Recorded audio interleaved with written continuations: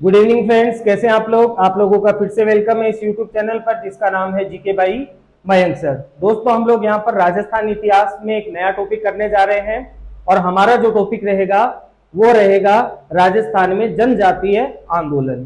ठीक है, राजस्थान में किसान आंदोलन भी हुए, राजस्थान में प्रजामंडल आंदोलन भी हुए और राजस्थान में जनजातियों के आंदोलन भी हुए। ठीक है, तो जनजातियों के आंदोलन में मेन हमें भीलों की और मीणाओं के आंदोलन हमें पढ़ना है। ठीक है, अगर भीलों की बात की जाए,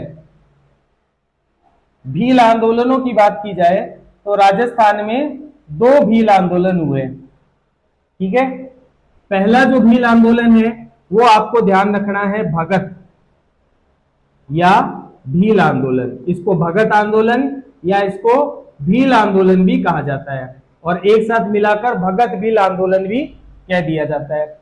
दूसरा जो आंदोलन है वो है एकी या भोमट आंदोलन।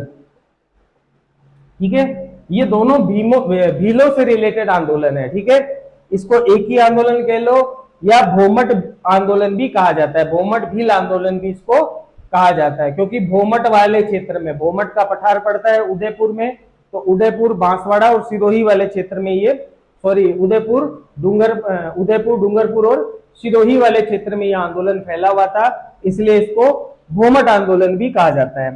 ठीक है, भगत आंदोलन के अगर नेतृत्वकर्ता की बात की जाए तो इसका नेतृत्व जो है वो किया गया है गोविंद गिरी के द्वारा। ठीक है, गोविंद गिरी के द्वारा इसका नेतृत्व किया गया है। एक ही आंदोलन का जो नेतृत्व है वो मोतीलाल तेजावत के द्वारा किया गया है, मोतीलाल तेजावत के द्वारा। ठीक है, तो ये बात आपको ध्यान में रखनी है। तो अब अपन बात करेंगे जो पहला आंदोलन है भगत आंदोलन या भील आंदोलन या एक साथ मिलाकर भगत भील आंदोलन। तो सबसे पहले हम बात करेंगे फर्स्ट नंबर आंदोलन की। तो देखो, पहला आंदोलन हो गया भगत या भील आंदोलन, भगत आंदोलन, भगत भील आंदोलन। इसका जो समय है वो है 1883 से लेकर 1913 तक। ठीक है, प्रमुख बात इसकी ये हो जाएगी कि भीलों में जन जागृति हेतु चलाया गया पहला आंदोलन। ठीक है, भीलों में जन जागृति के लिए अगर चलाया गया पहला आंदोलन पूछा जाए तो आपको ध्यान रखना है भगत भील आंदोलन। ठीक है, जन जागृति से मतलब जैसे शराबबंदी, साफ सफाई, इन सब चीजों के लिए चलाया गया पहला आंदोलन था। ठीक है, और अगर इसकी बात की जाए तो इसका नेतृत्व करता तो इस आंदोलन का जो नेतृत्व करता है वो है गोविंद गिरी। ठीक है, गोविंद गिरी का जन्म है, गोविंद गिरी का जन्म हुआ है बांसिया गांव डूंगरपुर में। ठीक है, गोविंद गिरी के गुरु हैं राजगिरी। ठीक है, और अगर गोविंद गिरी की बात की जाए तो गोविंद गिरी का शिष्य, इसका शिष्य है सुरजा भील। ठीक है, सुरजा भील या इसको सुरजा भगत भी कहते हैं, सुरजा भगत। ठीक है, इसी भगत से इसका नाम क्या पड़ गया, भगत आंदोलन पड़ा। ठीक है, तो ये कौन हो गया, ये इसका शिष्य हो गया। ठीक है, तो देखो अगर बात की जाए तो गोविंद गिरी जो है ये आर्य समाजी थे। गोविंद गिरी जो थे ये आर्य समाजी थे, आर्य समाज को मानते थे। स्वामी दयानंद सरस्वती से ये बहुत ज्यादा प्रेरित थे। ठीक है, तो देखो गोविंद गिरी जो है ना ये डूंगरपुर के पहाड़ी एरियो में आकर बस गए। कब की बात है, 1883 की बात है। देखो डूंगरगढ़ और इस साइड में आदिवासी एरिया पड़ता है और यहाँ पर इस वक्त अंग्रेजों का शासन था, तो जो ईसाई मिशनरी थे वो लोग बहुत बड़े पैमाने पर धर्म परिवर्तन करवाने का काम कर रहे थे। तो गोविंद गिरी जो है उन्होंने कुछ नहीं किया, एक ऊंचे से पहाड़ पे चढ़ गए और उस पहाड़ पर अपना एक आश्रम बनवा लिया। ठीक है, अब इस आश्रम के आगे ये क्या करते कि एक जगह इन्होंने कुंड बना दिया और उस कुंड के अंदर हवन करते रहते, उसकी धूणी जो है वो हवा में उठती रहती थी। ठीक है, अब यहाँ पर नीचे भीलों की बस्तियां थी। भील देखते कि भाई ये कौन सा बाबा आ गया जो इसकी धूनी उठती रहती है, तो धीरे धीरे भीलों ने यहाँ जाना शुरू कर दिया। तो जो भील इनके संपर्क में है, ठीक है, तो उन्होंने इनको अपने साथ में मिला लिया और एक भगत पंथ की स्थापना कर दी। ठीक है, भीलों में धर्म परिवर्तन रोकने के लिए जो गोविंद गिरी है वो एक भगत पंथ की स्थापना कर रहे हैं। ठीक है, ताकि भीलों में क्या हो, भीलों में धर्म परिवर्तन रुक जाए, वो ईसाई ना बने। ठीक है, अब भगत पंथ की हम बात करेंगे, 1911 में इसकी स्थापना हो रही है, इसके बारे में हम बात करेंगे। तो यहां तक की आपको बात समझ में आई। ठीक है, अब हम बात करते हैं मेन इस की घटना की। ठीक है, अब हम बात करते हैं कि भाई ये क्यों हुआ, ये जो भील आंदोलन था इसका क्या रीजन था। तो भील आंदोलन के अगर कारणों की बात की जाए तो वैसे तो बहुत कारण थे, लेकिन हमें मुख्य मुख्य कारण ध्यान में रखने। तो देखो, पहला रीजन तो ये हो जाएगा कि एक कर था जिसका नाम था बोलाई कर। ठीक है, और एक कर और था, उसका भी आप ध्यान रख लेना, उसका नाम था रखवाली कर। ठीक है, इन दोनों करों को समाप्त कर दिया गया। ठीक है, देखो बोलाई कर क्या है, तो बोलाई कर होता है राजमार्ग कर।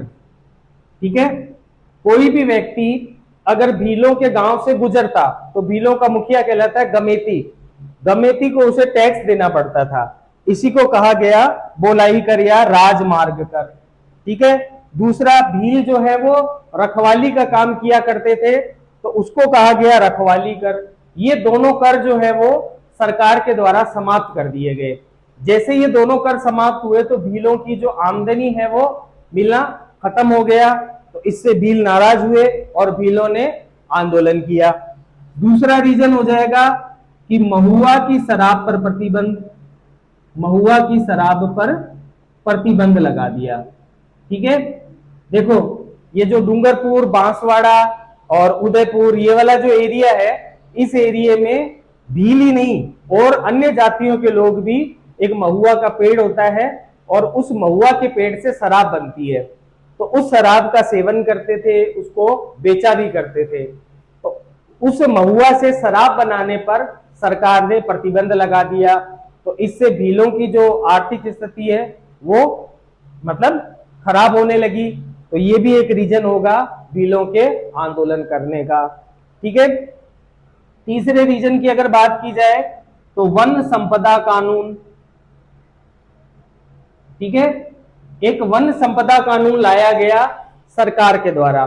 ठीक है, इस कानून में यह कहा गया कि कोई भी व्यक्ति बिना टैक्स दिए जंगलों में से कोई भी चीज बाहर नहीं ला सकता।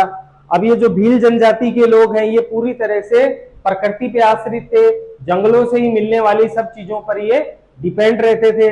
तो इस कानून के आने से इन लोगों को काफी ज्यादा दिक्कत हुई। तो ये कानून भी जो है वो इस आंदोलन के लिए एक उत्तरदायी कारण हो जाएगा। ठीक है, और अगर हम बात करें तो बेगारी प्रथा। ठीक है, भील जो है वो बेगारी प्रथा की समाप्ति के लिए भी आंदोलन कर रहे थे। बेगारी प्रथा ये थी कि भीलों से काम करवा लिया जाता था और उनको बदले में कोई भी मेहनताना नहीं दिया जाता था, बेगार में ही उससे काम करा लिया जाता था, तो इसे कहा जाता है बेगारी प्रथा। तो इस बेगारी प्रथा के विरोध में भी जो है भीलों ने आंदोलन किया था। ठीक है, तो ये मुख्य मुख्य इसके 4 कारण हो जाएंगे। वैसे मुख्यतः यह आंदोलन भीलों में जन जागृति के लिए चलाया गया था। ठीक है, तो ये सब हो गए इसके रीजन। अब हम बात करते हैं इसकी प्रमुख घटनाओं की। ठीक है, तो देखो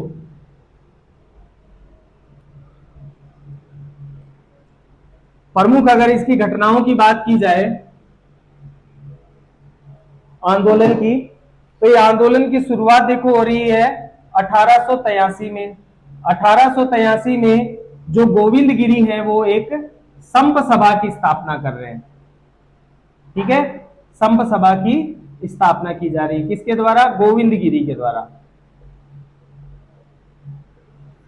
ठीक है, संप सभा का मतलब क्या होता है? संप सभा का अर्थ हो गया आपसी मेल मिलाप,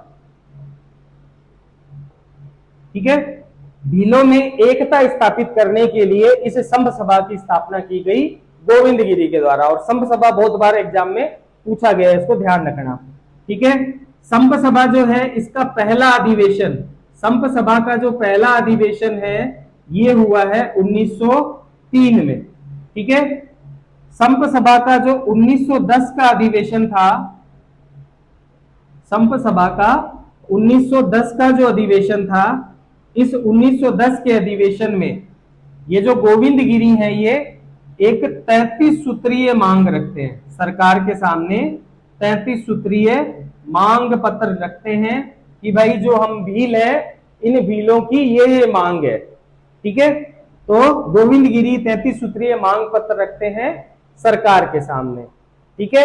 इस 33 सूत्रीय मांग पत्र को क्या कहा गया है, तो इसको कहा गया है गुरु जी का पत्र, गुरु जी का पत्र कहा गया है, ठीक है। और वो जो दूसरा वाला आंदोलन है ना, एक ही आंदोलन में मोतीलाल तेजावत 21 सूत्रीय मांग रखेंगे, ठीक है। उसे मेवाड़ की पुकार कहा गया है, इसे गुरु जी का पत्र कहा गया है। इसमें 33 मांगे हैं और उसमें 21 मांगे हैं, ठीक है। उसे क्या कहा गया, मेवाड़ की पुकार कहा गया। ध्यान रखना, कंफ्यूज नहीं होना है यहाँ पर, ठीक है।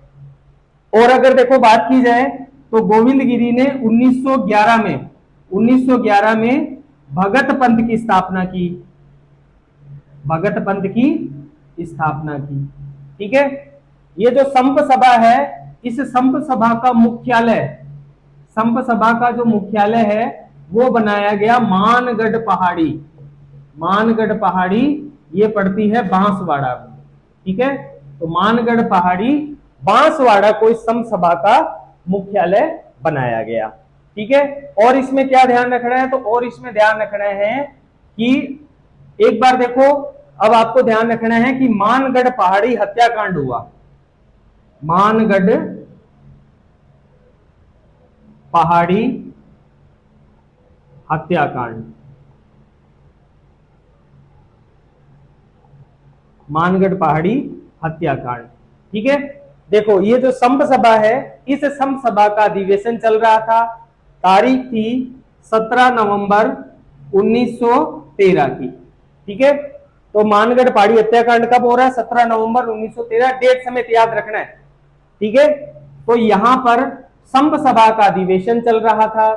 संप सभा का जब अधिवेशन चल रहा था तो यहां पर काफी बड़ी मात्रा में भील इकट्ठे हुए, भील इकट्ठे हुए। तो यहाँ की जो सरकार थी, उस सरकार को लगा कि ये भील किसी भी वक्त सरकार के खिलाफ हिंसक आंदोलन कर सकते हैं। तो सरकार यहां पर मेवाड़ भील कोर, ठीक है, मेवाड़ भील कोर, ये एक सेना टुकड़ी है, इस टुकड़ी को भेज देती है, ठीक है। और ये मेवाड़ भील कोर यहां जाती है मानगढ़ पहाड़ी पर और यहां पर गोलाबारी कर देती है, ठीक है। इस गोलाबारी में 1500 भील मारे जाते हैं, ठीक है। 1500 भील इस मतलब गोलाबारी में मारे गए। इसीलिए इस मानगढ़ पहाड़ी हत्याकांड को राजस्थान का जलियांवाला बाग कहते हैं, जलियांवाला बाग कहा जाता है, ठीक है। अब ये जो मानगढ़ पहाड़ी हत्याकांड है ना, ये हुआ था मार्गशीर्ष पूर्णिमा के दिन, ठीक है। तो मार्गशीर्ष पूर्णिमा के दिन ये मानगढ़ पहाड़ी हत्याकांड हुआ था। इसी हत्याकांड की याद में मार्गशीर्ष पूर्णिमा के दिन ये जो मानगढ़ पहाड़ी है यहाँ पर एक मेला भरता है, ठीक है, जिसे मानगढ़ पहाड़ी मेला कहा जाता है, ठीक है। किसकी स्मृति में भर रहा है, तो ये मानगढ़ हत्याकांड की स्मृति में ये भर रहा है, ठीक है, मेला लगता है। और अगर बात की जाए मानगढ़ पहाड़ी हत्याकांड की, तो ये देखो मानगढ़ पहाड़ी हत्याकांड जो है ना, इसको सन 2012 में अशोक गहलोत ने यानी अशोक गहलोत सरकार ने ये 2012 में इस मानगढ़ पहाड़ी हत्याकांड का शताब्दी वर्ष मनाया, ठीक है। 100 साल हो गए थे। तो इस घटना को याद करते हुए अशोक गहलोत सरकार ने 2012 में मानगढ़ पहाड़ी हत्याकांड का शताब्दी वर्ष मनाया था। ठीक है, 100 साल हो गए थे इस घटना को। ठीक है, तो देखो मानगढ़ पहाड़ी हत्याकांड हो गया। अब बचे कौन? गोविंद गिरी। ठीक है, तो गोविंद गिरी को कर लिया गया गिरफ्तार। ठीक है, गोविंद गिरी को, और गोविंद गिरी के साथ में एक व्यक्ति और थे जिनका नाम था पुंजा धीर जी। पुंजा धीर जी, इनको भी गिरफ्तार कर लिया गया। तो इन दोनों जनों को गिरफ्तार कर लिया गया और गिरफ्तार करके इनको अहमदाबाद भेज दिया गया। ठीक है, अहमदाबाद इनको भेज दिया गया। ठीक है, गोविंद गिरी का स्वभाव बड़ा अच्छा था। गोविंद गिरी का स्वभाव बड़ा अच्छा था, इस कारण थोड़े समय के बाद में गोविंद गिरी को आजाद कर दिया गया और गोविंद गिरी ने अपना जो बाकी का समय है वो गुजरात में व्यतीत किया। ठीक है, कंबोई नामक स्थान पर, कंबोई। ठीक है, तो गोविंद गिरी जो है उनको इसी शर्त पर रिहा किया गया था कि वो भील प्रदेशों में दोबारा नहीं जाएंगे। तो गोविंद गिरी जो है वो गुजरात में, मतलब कंबोई नामक स्थान पर अपना अंतिम समय इन्होंने व्यतीत किया था। ठीक है, तो मानगढ़ पहाड़ी हत्याकांड के बाद में और इनके गोविंद गिरी की गिरफ्तारी के बाद में 1913 में जाकर यह आंदोलन समाप्त हो गया था। ठीक है, तो यह आंदोलन कौन सा हो गया? यह आंदोलन हो गया हमारा भगत भील आंदोलन। ठीक है, भगत भील आंदोलन के बाद में अगर हम बात करें तो नेक्स्ट जो आंदोलन आता है वो आता है एकी आंदोलन या भोमट आंदोलन।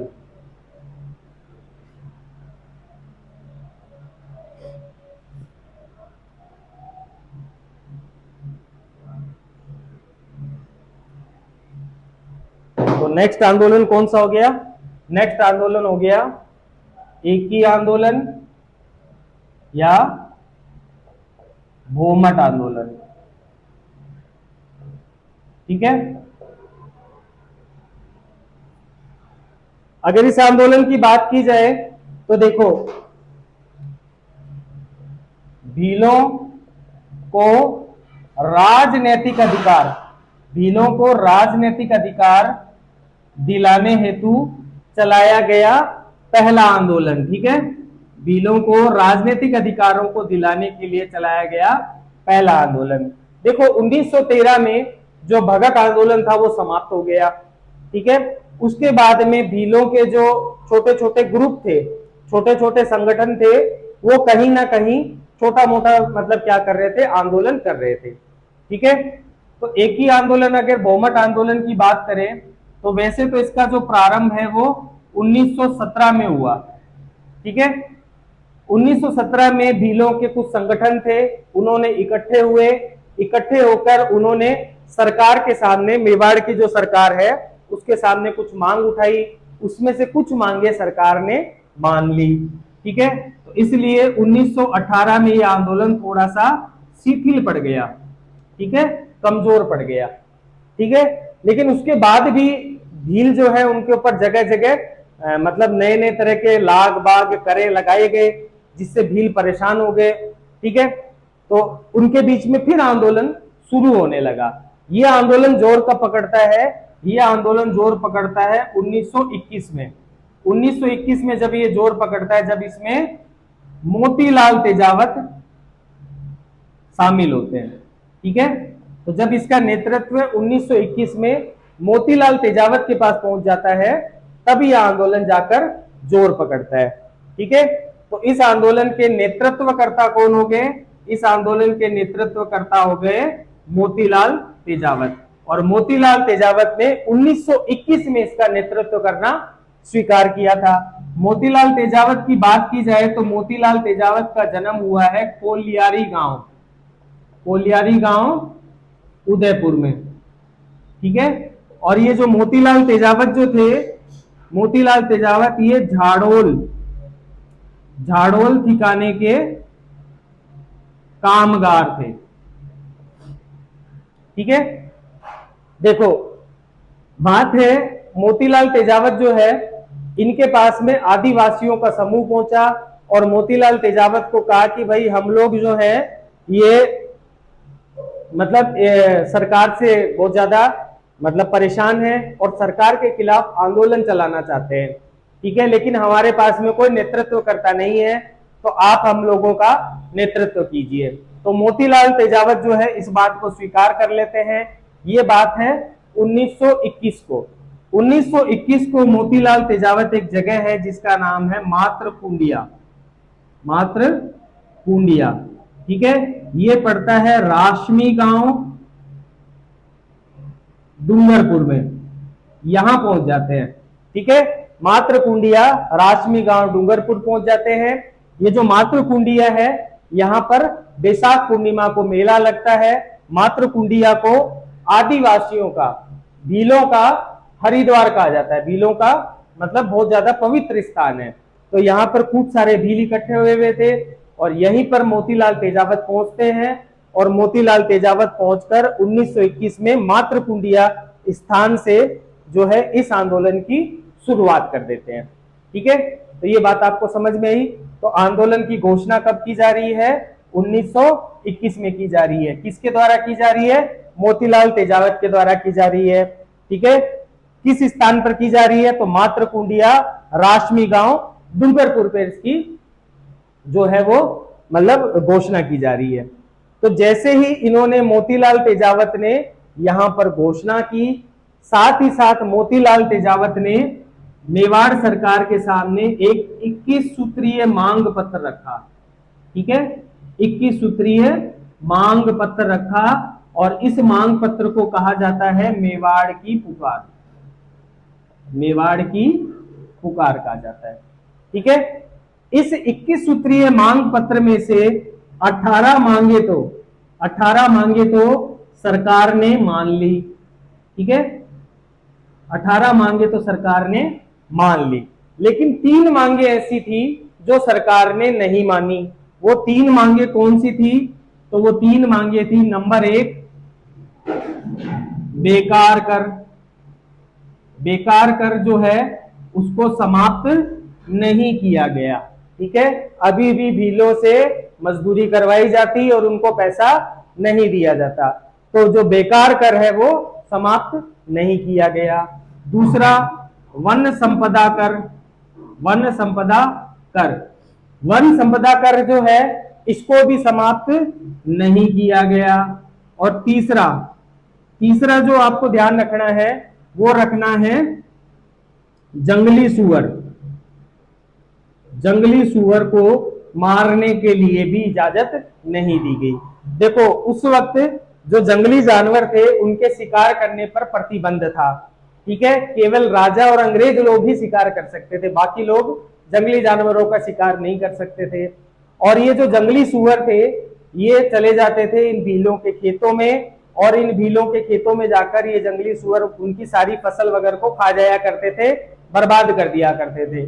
तो इन जंगली सुअरों के आतंक से पीछा छुड़वाने के लिए ही जो भील लोग हैं वो राजा से बार बार मांग करते थे कि उन्हें जंगली सुअर मारने की इजाजत दी जाए, लेकिन राजा जंगली सुअर मारने की इजाजत नहीं देता।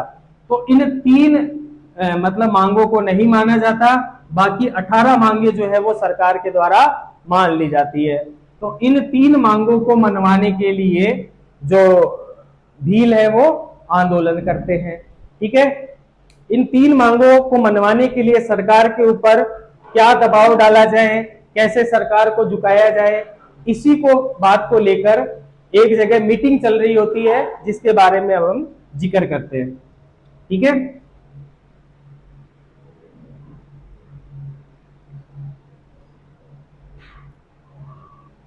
देखो अब हम बात करेंगे नीमड़ा कांड की। नीमड़ा कांड, नीमड़ा कांड कब हुआ है? तो 6 या 7 मार्च 1922 को, ठीक है। कहां पर हुआ है? तो नीमड़ा गांव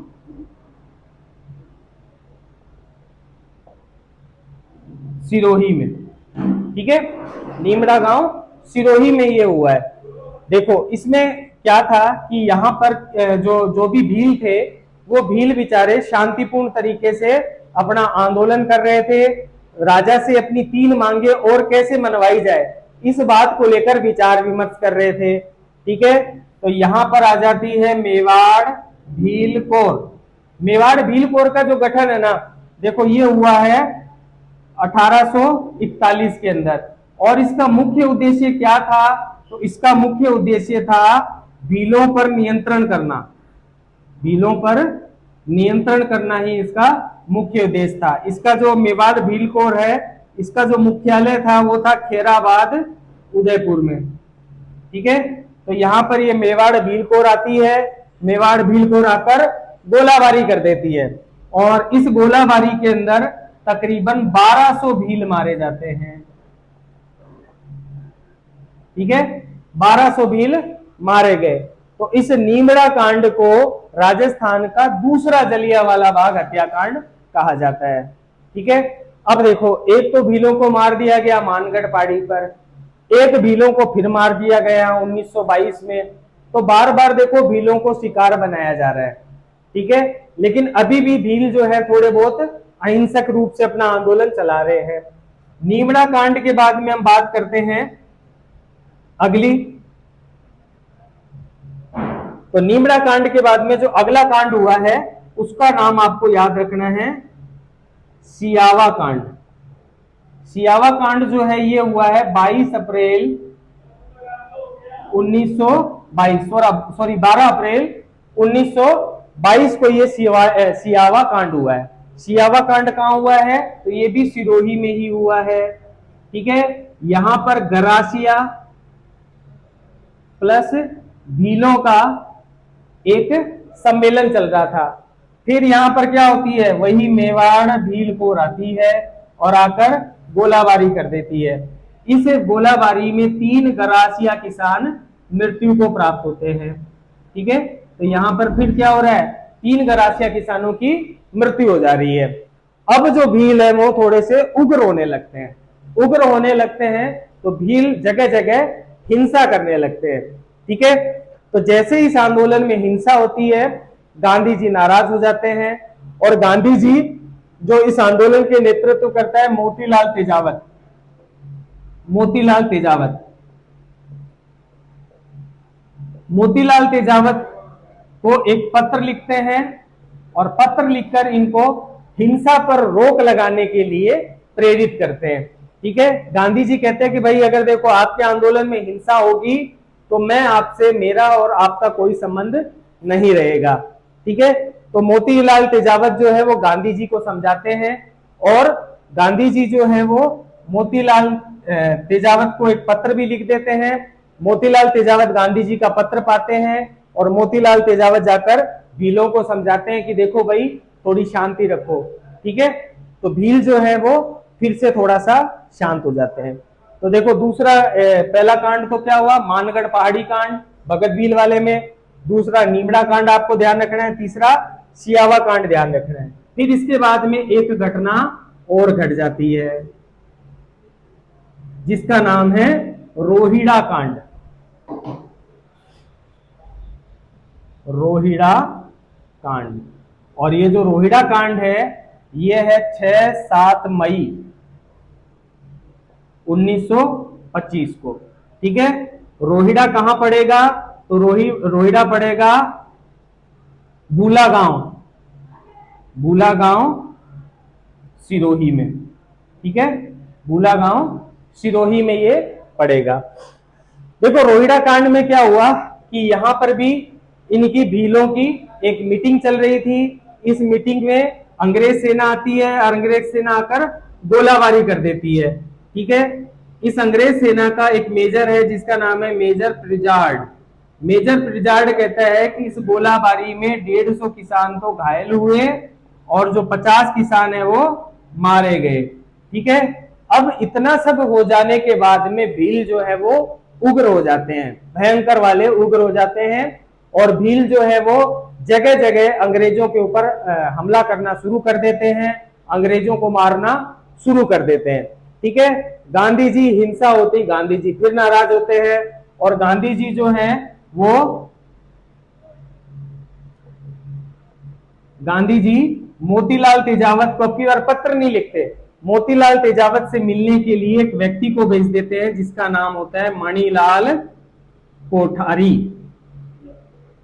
ठीक है, मणिलाल कोठारी नाम के एक व्यक्ति को इनसे मोतीलाल तेजावत से मिलने भेजते हैं और मोतीलाल तेजावत को कहते हैं कि देखो भील आंदोलन में हिंसा कर रहे हैं, आप उनको समझाओ, अगर आप हिंसा में साथ दोगे तो मेरा आपका कोई संबंध नहीं रहेगा।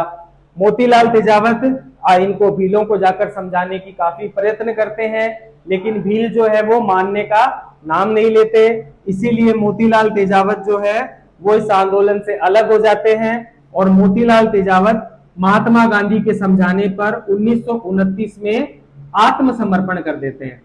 ठीक है, 1929 में आत्मसमर्पण कर देते हैं अंग्रेजों के सामने ब्रह्मखेड़ा नामक स्थान पर। ठीक है, ब्रह्मखेड़ा नामक स्थान पर आदिवासियों के सामने ये आत्मसमर्पण कर देते हैं। ठीक है, सॉरी, अंग्रेजों के सामने आत्मसमर्पण कर देते हैं। अंग्रेज इनको ले जाते हैं, इनको मोतीलाल तेजावत को गिरफ्तार करते हैं और इनको गुजरात पार्सल कर देते हैं। इनका मतलब स्वभाव जेल में अच्छा रहता है, इसीलिए 1936 में इनको रिहा कर दिया जाता है। लेकिन रिहाई की शर्त यही होती है कि साहब आपको वापस से भीलों वाले क्षेत्र में नहीं जाना है। ठीक है, तो ये सारी कहानी किसकी हो गई? मोतीलाल तेजावत से रिलेटेड हो गई। मोतीलाल तेजावत के इस आंदोलन से अलग होते ही आंदोलन धीरे धीरे ठंडा हो गया। ठीक है, अब देखो अगर हम बात करें तो नेक्स्ट जो आंदोलन आता है वो आता है मीना आंदोलन, मीना जनजाति आंदोलन। तो नेक्स्ट आंदोलन आएगा मीना आंदोलन।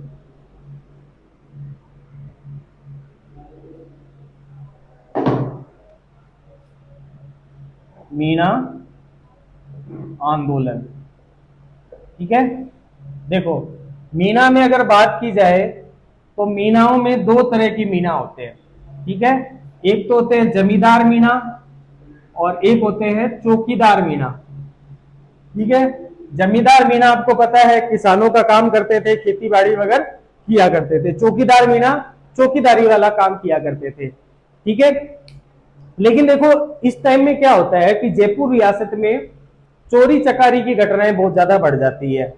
ठीक है, और जो वहां की सरकार है, मतलब जयपुर की जो सरकार है, वो इस चोरी का जो आरोप है वो मीना समुदाय के ऊपर लगाती है कि ये जो मीना समुदाय के लोग हैं यही क्या करते हैं, चोरी चकारी करने का काम करते हैं। तो जो यहाँ की सरकार है, जयपुर की जो सरकार है, वो दो कानून लेकर आती है। पहला कानून लेके आती है वो क्रिमिनल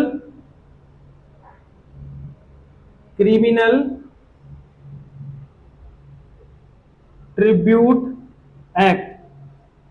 ठीक है, क्रिमिनल ट्रिब्यूट एक्ट या इसे क्रिमिनल ट्राइब्स एक्ट भी कहा जाता है, ट्राइब्स एक्ट। ठीक है, इसे क्रिमिनल ट्राइब्स एक्ट भी कहा जाता है। और ये जो एक्ट आया है ये आया है 1924 में। इसी तरह एक और एक्ट आया है जिसका भी आपको ध्यान में रखना है, जिसका नाम है जयाराम पेशा कानून। जयाराम पेशा कानून, और ये कानून आया है 1930 के अंदर ये कानून आया है। ठीक है, अब देखो इन दोनों कानूनों के तहत जो जयपुर क्षेत्र के अंदर जो भी चोरी चकारी हो रही है उसका जिम्मेदार चौकीदार मीना को माना गया। ठीक है, और मीना समाज के लोगों को, जो भी मीना समाज के लोग हैं, इन मीना समाज के लोगों को ये आदेश दिया गया, महिला हो, स्त्री हो, पुरुष हो, बच्चे हो, सबको ये आदेश दिया गया कि वो प्रतिदिन अपने नजदीकी थाने में जाएंगे और वहां जाकर वो क्या करेंगे, अपनी हाजिरी लगाएंगे। ठीक है, तो इससे मीना समाज के लोग जो है वो बहुत ज्यादा नाराज हुए। वो बोले कि चलो ठीक है, आदमियों का भी कह रहे हो वो ठीक है, महिलाओं और बच्चों तक को आप प्रतिदिन बुला रहे हो, ये तो हमारे साथ में बहुत अन्याय की बात है। तो इसी कानून के विरोध में 1933 में अखिल भारतीय मीना क्षत्रिय सभा की स्थापना हुई। ठीक है,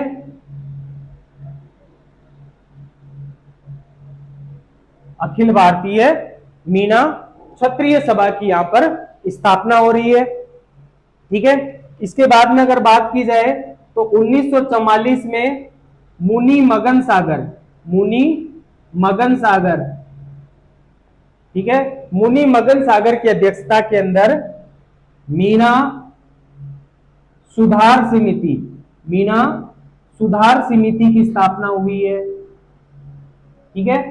मीणा सुधार समिति की स्थापना हो रही है, ठीक है।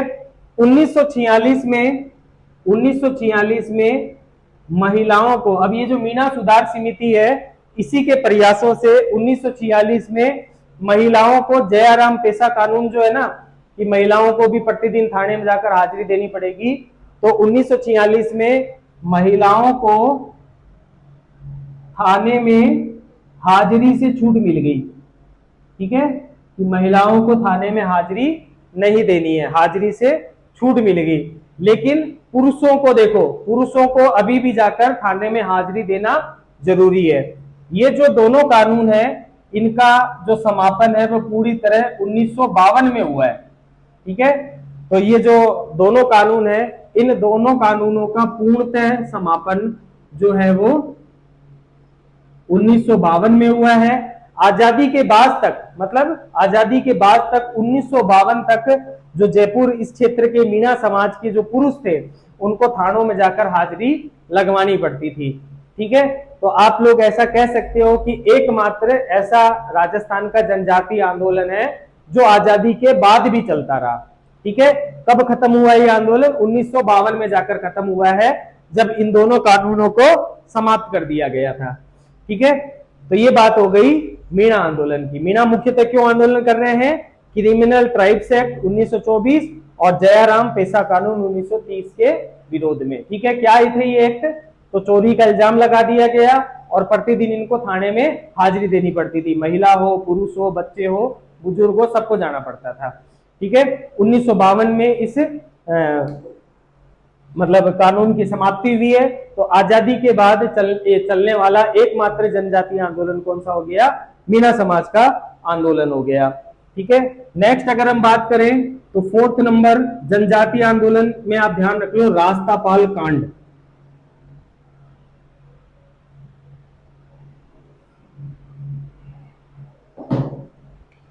ठीक है। 4th नंबर हो गया रास्तापाल कांड, ठीक है। कब हुआ है? 19 जून 1947, स्थान डूंगरपुर, ठीक है। देखो हुआ ऐसा कि डूंगरपुर में राजस्थान सेवा संघ की एक स्कूल चलती थी, ठीक है। तो इस स्कूल में पुलिस ने जो है वो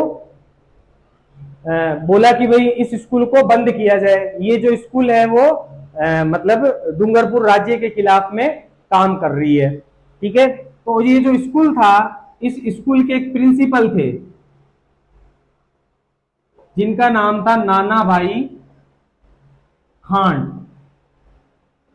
तो ये बोले कि देखो ये जो स्कूल है ना, यहां पर ऐसा कुछ नहीं चलता, ठीक है। यहां पर बच्चों को पढ़ाने का काम किया जाता है, ठीक है। तो सरकार के मना करने के बावजूद भी नाना भाई खाट ने स्कूल बंद करने से मना कर दिया, ठीक है। तो यहां पर पुलिस आई और पुलिस ने गोलाबारी की। इस गोलाबारी में नाना भाई खाट की मृत्यु हो गई, ठीक है। यहीं पर एक व्यक्ति और था जिसका आपको नाम ध्यान रखना है, सेंगा भाई, सेंगा भाई। ये भी कौन था? ये एक दूसरा टीचर था, ठीक है। ये तो प्रिंसिपल था नाना भाई खान, इसकी तो मृत्यु हो जा रही है, ठीक है। इसके साथ में एक अन्य टीचर था जिसका नाम था सेंगा भाई। सेंगा भाई को पुलिस अपनी गाड़ी के पीछे बांध लेती है और बांधते हुए, घसीटते हुए इसको अपने साथ में लेके जा रही होती है, ठीक है। तो इसी स्कूल के अंदर, मतलब डूंगरपुर में जो रास्तापाल गांव है, यहीं की स्कूल के अंदर एक बालिका पढ़ा करती थी जिसका नाम था कालीबाई, ठीक है। कालीबाई से ये चीज बर्दाश्त नहीं हुई। कालीबाई ने देखा कि पुलिस जो है वो मेरे शिक्षक को गाड़ी के पीछे बांधकर घसीटते हुए ले जा रही है। तो कालीबाई जो है अपने हाथ में हंसिया लेकर आती है और अपने शिक्षक को, जो मतलब पुलिस बांध के ले जा रही है गाड़ी के पीछे, तो उस अपने शिक्षक की रस्सी को काट देती है। तो पुलिस जो है वो इस कालीबाई सेंगर से बहुत ज्यादा नाराज होती है, ठीक है। और कालीबाई के ऊपर भी गोलाबारी कर दी जाती है और कालीबाई की यहीं पर मृत्यु हो जाती है। ठीक है, तो नानाबाई खांट और कालीबाई, एक बालिका है छोटी सी, तो इन दोनों की मृत्यु हो जाती है। इसी घटना को क्या कहा गया है, इसी घटना को रास्तापाल कांड कहा गया है। ठीक है, कालीबाई और नानाबाई खांट, इन दोनों की मूर्तियां आज भी ये जो रास्तापाल गांव है यहाँ पर आपको देखने को मिल जाएगी। ठीक है, तो ये जितने भी थे ये प्रमुख जनजातीय आंदोलन थे। ठीक है, जितना करवा दिया इतना कर लो, इसके अलावा और कोई किताब की आपको जरूरत नहीं है। अगर आज की क्लास आपको पसंद आई, अभी तक का पढ़ाया हुआ आपको समझ में आया, तो प्लीज वो इस वीडियो को ज्यादा से ज्यादा लाइक कर दीजिए, ज्यादा से ज्यादा सब्सक्राइब कर दीजिए और ज्यादा से ज्यादा शेयर कर दीजिए। ऐसे ही पढ़ते रहिए और अपने कर्तव्य पथ पर यूं ही बढ़ते रहिए। ओके जी, बाय बाय।